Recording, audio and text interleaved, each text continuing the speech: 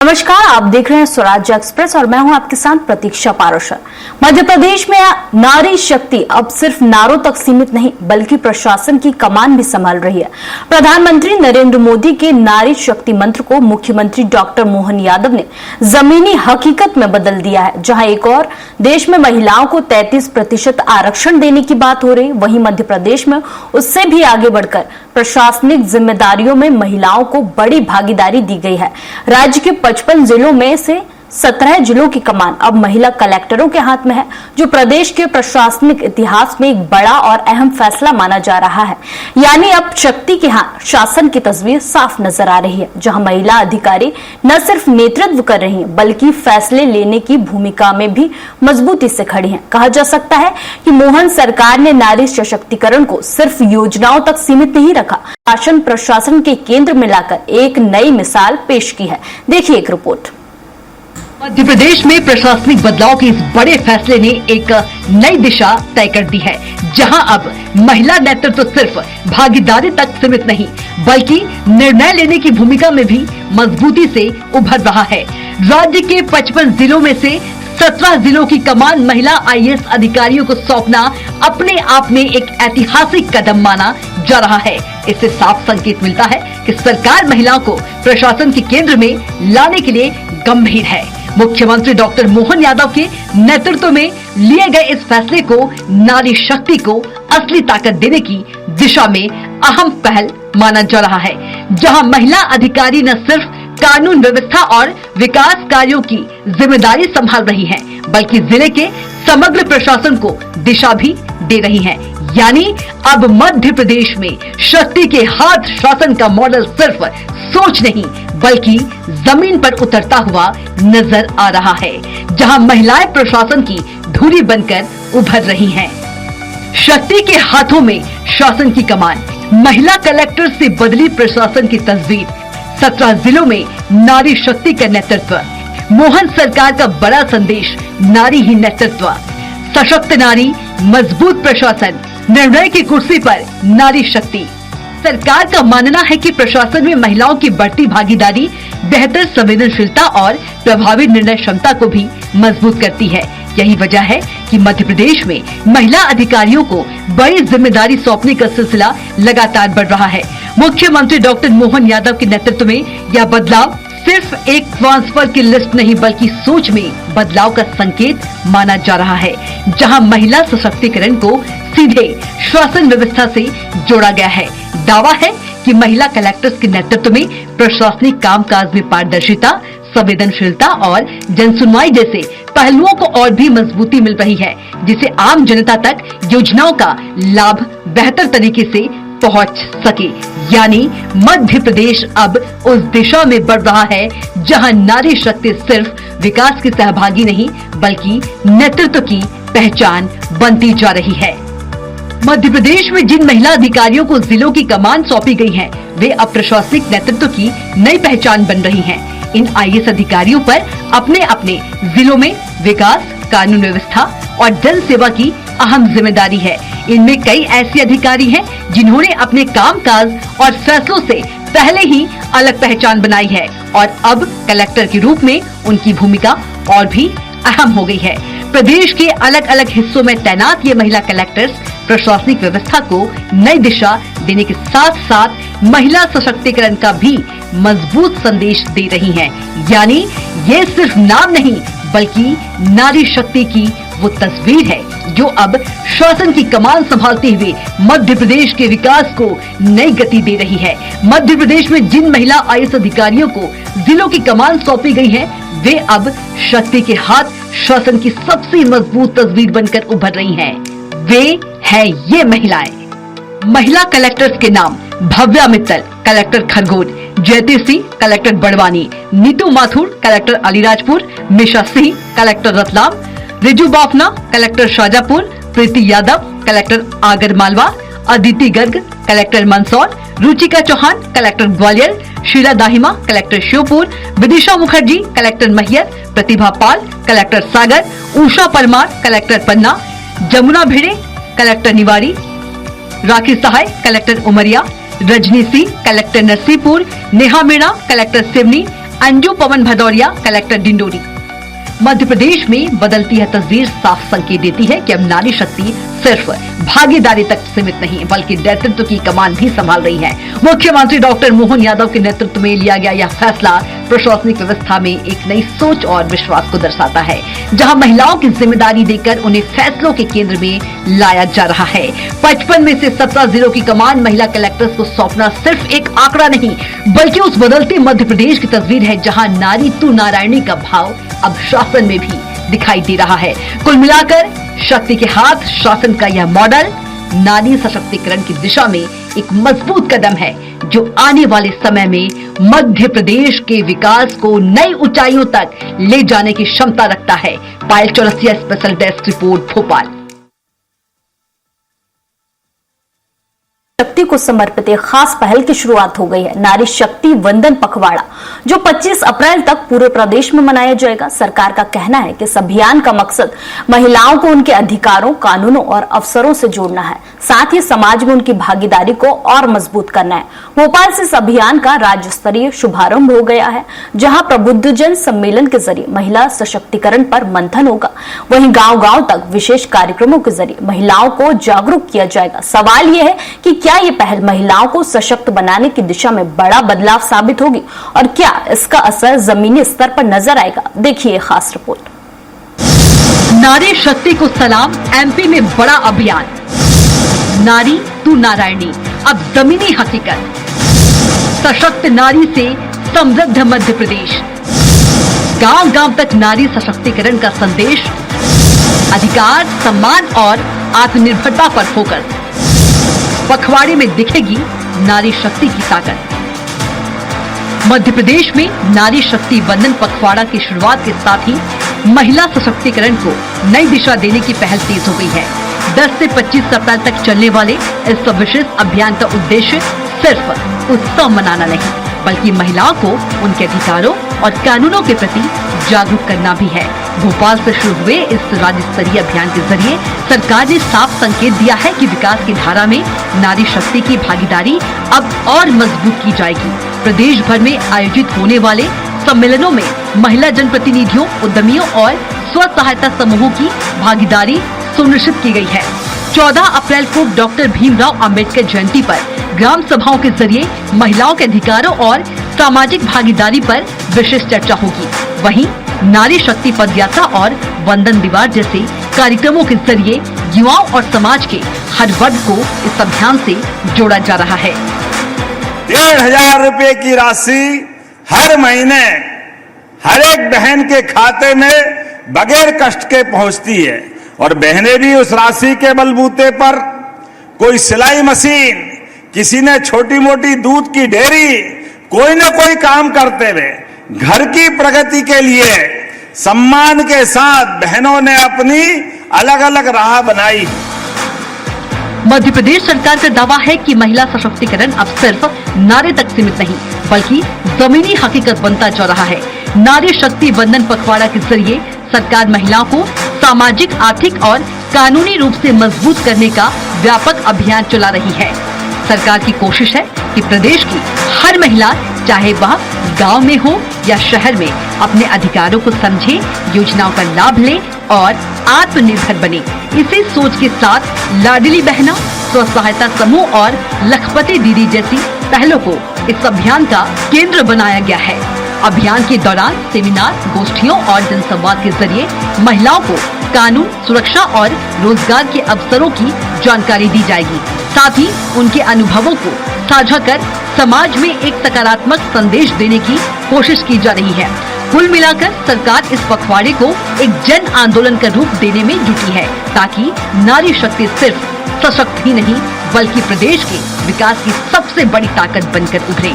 सरकार का फोकस साफ है, महिलाओं को सिर्फ योजनाओं का लाभ देना नहीं बल्कि उन्हें आत्मनिर्भर और निर्णय लेने में सक्षम बनाना, ताकि प्रदेश के विकास में उनकी भूमिका और अधिक सशक्त हो सके। हम कुछ योजनाएं बनाए ताकि वो एक जो बहन है उद्यमी बने और वो 1000 बहनों को रोजगार दे, 500 बहनों को रोजगार दे। तो इस तरह इस और भी हम लोगों का प्रयास है और इसमें भी हम लोगों का लगातार इसमें मंथन चल रहा है। चाहे वो हमारे डॉक्टर मोहन यादव जी और हमारे प्रधानमंत्री जी भी, वो भी लगातार हमारी बहनें किस तरह से आगे बढ़े इसमें प्रयासरत है।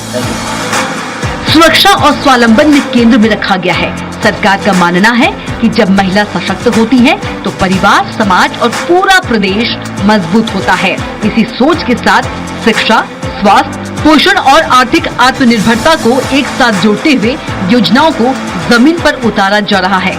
स्कूलों, कॉलेजों और विश्वविद्यालयों में आयोजित प्रतियोगिताओं और जागरूकता कार्यक्रमों के जरिए नई पीढ़ी को भी इस अभियान से जोड़ा जा रहा है।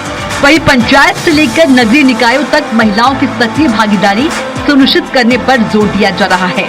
14 अप्रैल को डॉक्टर भीमराव अंबेडकर जयंती के अवसर पर विशेष ग्राम सभाएं इस अभियान को और मजबूती देंगी, जहां समानता, अधिकार और भागीदारी जैसे मूल्यों पर चर्चा होगी। यानी नारी शक्ति वंदन अब एक अभियान से आगे बढ़कर समाज को सकारात्मक बदलाव की मजबूत पहल बनता नजर आ रहा है, जहां नारी ही विकास की सबसे बड़ी धुरी बन रही है।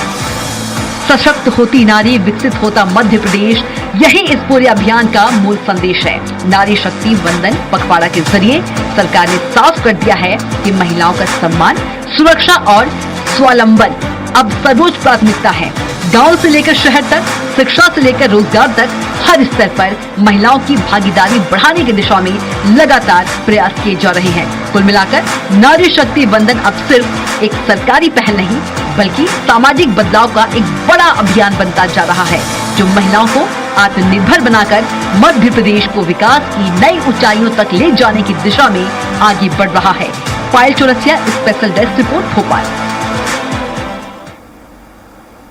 मध्य प्रदेश में बदलती तस्वीर अब सिर्फ आंकड़ों में नहीं, बल्कि समाज की सोच में भी साफ नजर आ रही है। जो महिलाएं कभी घूंघट तक सीमित थी, आज वही महिलाएं बाजारों में आत्मविश्वास के साथ कदम बढ़ा रही हैं, अपने फैसले खुद ले रही हैं और अपनी जरूरतों का सौदा भी खुद कर रही हैं। इतना ही नहीं, कई महिलाएं अब आत्मनिर्भर बनकर अपना खुद का व्यापार भी शुरू कर चुकी हैं। मुख्यमंत्री डॉक्टर मोहन यादव के नेतृत्व में सरकार की योजनाएं अब जमीन पर असर दिखा रही, जहां नारी सशक्तिकरण एक नारा नहीं, बल्कि हकीकत बनता नजर आ रहा है। सवाल यह है कि क्या ये बदलाव सिर्फ शुरुआत है या फिर मध्य प्रदेश में नारी शक्ति की नई क्रांति की दस्तक। देखिए ये खास रिपोर्ट। घूंघट से बाहर आती महिलाएं, बाजारों में बढ़ा महिलाओं का आत्मविश्वास, बदल रही है समाज की सोच। महिलाएं खुद ले रही अपने फैसले, घर से बाहर बढ़ते कदम, नई सोच, नया आत्मविश्वास। मध्य प्रदेश में महिलाओं की बदलती भूमिका अब सिर्फ एक सामाजिक बदलाव नहीं, बल्कि एक नई सोच का प्रतीक बनती जा रही है। जो महिलाएं कभी घूंघट में रहकर घर की 4 दीवारी तक सीमित थीं, आज वही महिलाएं आत्मविश्वास के साथ बाजारों में नजर आ रही हैं, अपने फैसले खुद ले रही हैं, अपनी जरूरतों को समझ रही हैं और खुलकर जीवन जीने की दिशा में आगे बढ़ रही हैं।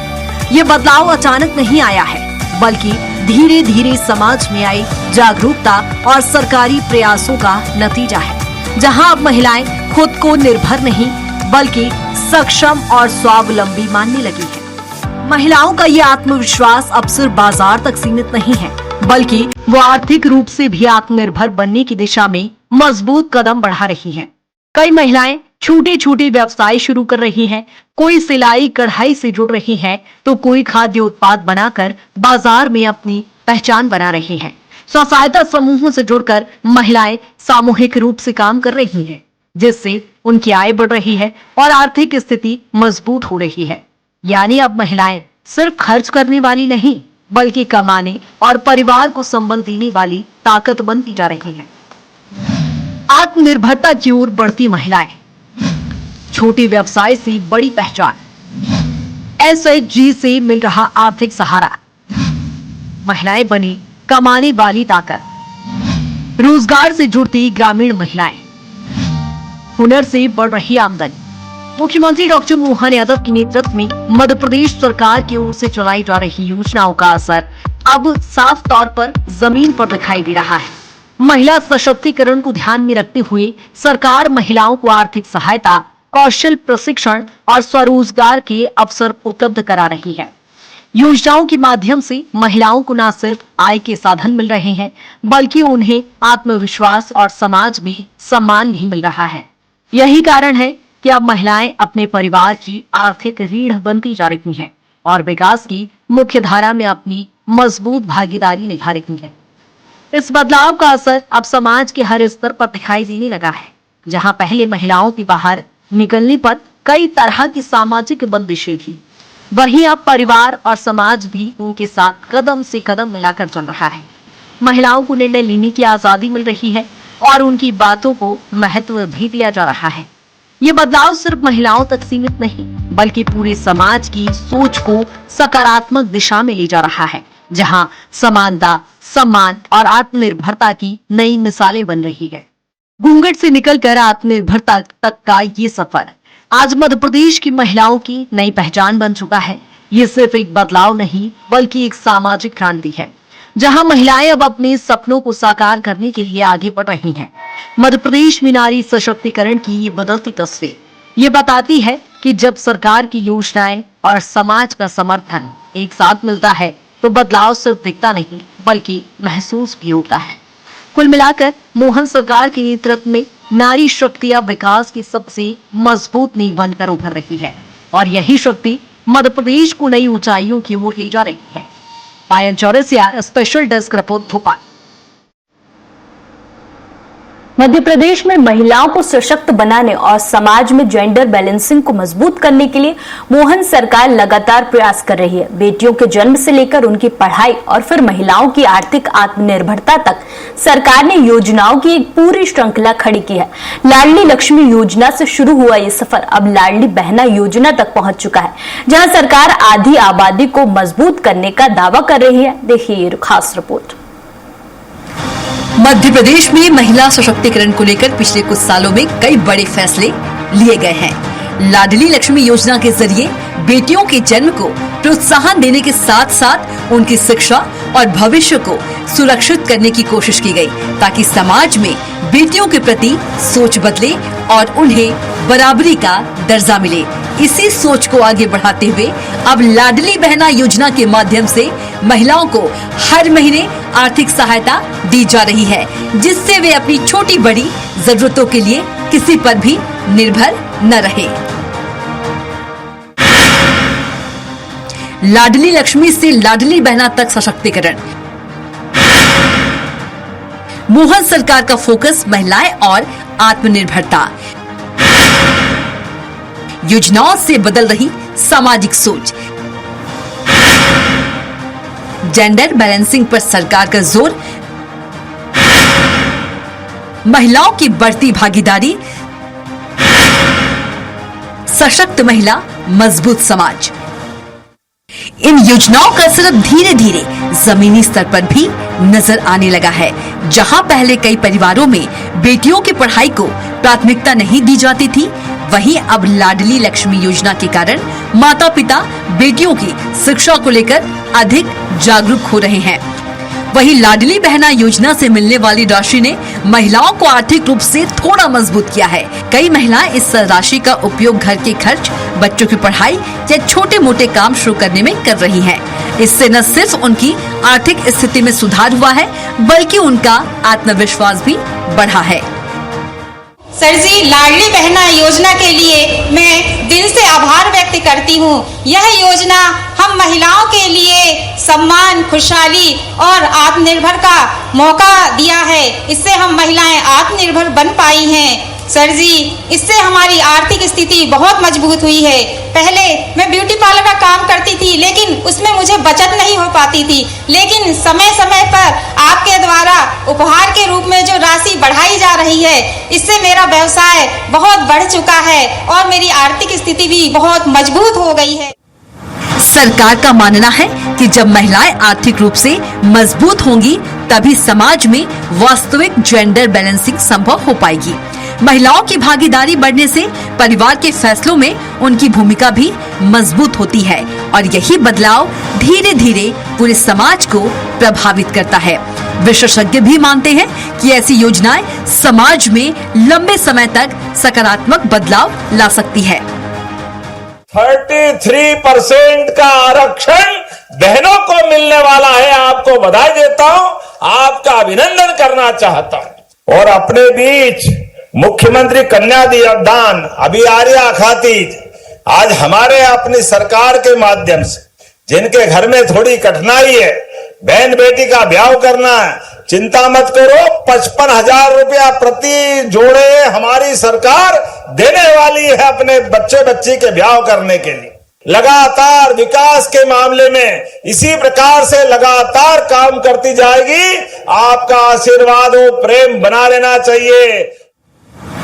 सरकार इस योजनाओं को अपनी बड़ी उपलब्धि के रूप में पेश कर रही है और दावा कर रही है कि इससे महिलाओं के जीवन स्तर में सुधार आया है। हालांकि विपक्ष समय समय पर इन योजनाओं पर भी सवाल उठाता रहा है, लेकिन सरकार का कहना है कि उसका फोकस साफ है, महिलाओं को आत्मनिर्भर बनाना और समाज में संतुलन स्थापित करना। कुल मिलाकर लाडली लक्ष्मी से लेकर लाडली बहना तक ये योजनाएं सिर्फ आर्थिक मदद तक सीमित नहीं है, बल्कि ये एक सोच को बदलने की कोशिश है। एक ऐसी सोच जहां बेटी बोझ नहीं बल्कि भविष्य है और महिला किसी पर निर्भर नहीं बल्कि आत्मनिर्भर है। मध्य प्रदेश में महिला सशक्तिकरण को लेकर ये प्रयास कितने सफल होते हैं, ये आने वाला वक्त तय करेगा। लेकिन इतना जरूर है कि सरकार ने जेंडर बैलेंसिंग की दिशा में एक बड़ा कदम उठाने का दावा किया है। Payal Chaurasia, special desk report, Bhopal. Madhya Pradesh सरकार स्वास्थ्य के क्षेत्र में लगातार जमीनी स्तर पर काम करते हुए महिलाओं और बच्चों के बेहतर स्वास्थ्य को सुनिश्चित करने में जुटी है। गर्भवती महिलाओं की नियमित जांच से लेकर नवजातों की देखभाल तक हर स्तर पर व्यवस्थाएं मजबूत की गई हैं। मातृ शिशु संजीवनी अभियान और प्रधानमंत्री सुरक्षित मातृत्व अभियान जैसी पहलें ये दिखाती हैं कि सरकार स्वास्थ्य सेवाओं को अंतिम व्यक्ति तक पहुंचाने के लिए प्रतिबद्ध है। वहीं सुमन कार्यक्रम के जरिए हाई रिस्क मामलों पर विशेष नजर रखी जा रही है। पोषण, एनीमिया नियंत्रण, टीकाकरण और डिजिटल ट्रैकिंग, इन सभी प्रयासों के जरिए स्वास्थ्य विभाग महिलाओं के लिए एक मजबूत और प्रभावी हेल्थ सिस्टम तैयार कर रहा है। देखिए ये रिपोर्ट। स्वस्थ महिला सशक्त मध्य प्रदेश, मातृ शिशु संजीवनी से सुरक्षित भविष्य। हर मां की सेहत सरकार की प्राथमिकता है। मुफ्त जांच से मजबूत मातृत्व। सुमन योजना हाई रिस्क पर सख्त नजर। एनीमिया मुक्त एमपी की ओर बढ़ते कदम। डिजिटल ट्रैकिंग से बेहतर स्वास्थ्य सेवाएं। जननी सुरक्षा से आर्थिक संबल। मध्य प्रदेश में स्वास्थ्य विभाग महिलाओं और बच्चों की बेहतर स्वास्थ्य को लेकर लगातार सक्रिय नजर आ रहा है। राज्य सरकार ने जीवन चक्र आधारित दृष्टिकोण अपनाते हुए जन्म से लेकर मातृत्व तक हर स्तर पर योजनाओं को प्रभावी ढंग से लागू किया है।